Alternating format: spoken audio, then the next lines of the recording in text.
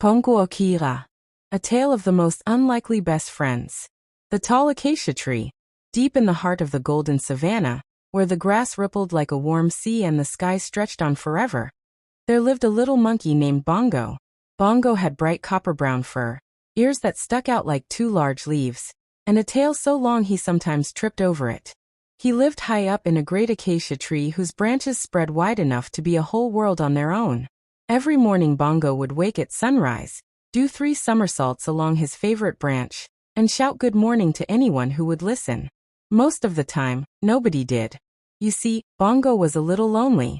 The other monkeys thought he was too noisy. The zebras thought he was too bouncy. And the flamingos thought he was much too silly. I just want a friend who laughs at the same things I do. Bongo. The lonely cub. Not far away, beneath a shady thorn bush, lived a young lion cub named Kira. Kira had a soft, tawny coat, big amber eyes, and the tiniest little mane just beginning to grow around her ears. She was curious about everything, beetles, clouds, the way shadows moved, but the other lion cubs only wanted to practice their roars and wrestle in the mud. Kira liked wrestling well enough, but she also liked sitting quietly and watching butterflies dance. That, the other cubs said, was not very lion-like.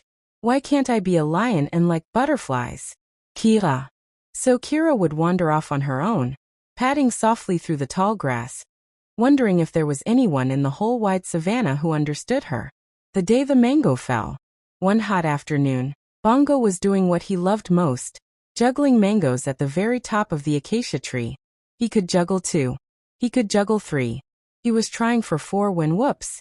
One mango flew off to the left, one sailed off to the right, one landed splat on Bongo's head, and the 4th dropped straight down from the tree. Bonk. Landed right on Kira's nose. Kira looked up, startled. Bongo looked down, horrified. There was a long, silent moment. Then Kira sniffed the mango. Then she licked it. Then she looked back up at Bongo with wide golden eyes. Did you throw this at me on purpose? Kira. No. I was juggling 4 and I'm so sorry, please don't eat me. Bongo. And that made Kira laugh. Not a roar, a real warm, rumbling laugh that rolled across the grass like thunder. Bongo stared. Then he burst out laughing too. So hard he slid right down the tree trunk and landed in a heap at Kira's paws. An unlikely afternoon. They sat together in the shade of the acacia tree all afternoon. Bongo showed Kira how to juggle. She was terrible at it, but she kept trying, which Bongo thought was the best thing ever.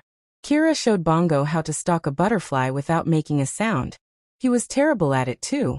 But they both ended up chasing the butterfly in dizzy circles until they collapsed in the grass, gasping and giggling. By the time the sun dipped low and turned the sky orange and pink, Bongo and Kira had shared 3 mangoes, invented a game involving a round pebble and a hollow log, and told each other every joke they knew. Even the ones that didn't quite make sense. When Kira finally stood to head back to her family, she paused and looked at Bongo very seriously. Same time tomorrow? Kira. Bongo's tail curled up with joy. I'll bring the mangoes. You bring the butterflies. Bongo. The storm. A few weeks later, the rains came suddenly. Thick black clouds rolled over the savanna without warning, and the wind howled like 100 animals all at once. Bongo had been playing far from his tree when the storm broke. Rain pelted down in sheets, and lightning lit up the sky. He ran and ran but couldn't find his way. In the dark and the noise, everything looked the same. He climbed a small shrub, shivering, and called out as loudly as he could, but the wind swallowed his voice whole. Then, through the roaring rain, came a sound he knew better than anything. A warm, steady rumble. Not thunder. A purr. Kira had been searching for him. She had followed his tracks through the mud, something only a lion's sharp nose could do in a storm like that. She found him crouched in the shrub, soaked to the skin, with leaves stuck in his fur. She said nothing. She simply sat down beside him, big and warm and steady, and let him press into her soft side. Together they waited out the storm, tucked close beneath the shrub while lightning cracked and rain roared all around them.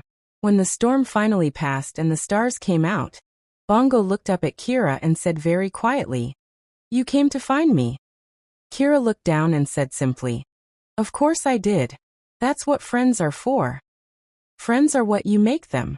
After that night, Nobody on the savannah could quite believe their eyes. A monkey and a lion, best friends? The zebras shook their heads. The flamingos tooted. Even the old elephant raised an eyebrow. But Bongo and Kira didn't mind one bit. Every day they met under the acacia tree. Bongo taught Kira to climb. She got halfway up on a good day. Kira taught Bongo how to be brave and walk calmly through the long grass.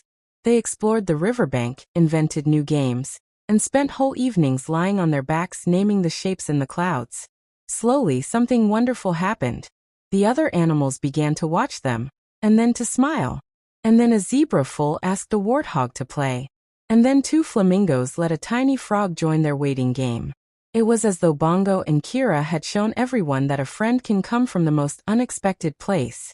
You know what's funny? I used to think I needed a friend just like me. But you're nothing like me, and you're the best friend I've ever had. Bongo. Maybe that's why it works so well. Kira. The end. And they lived and laughed, happily ever after. A little lesson.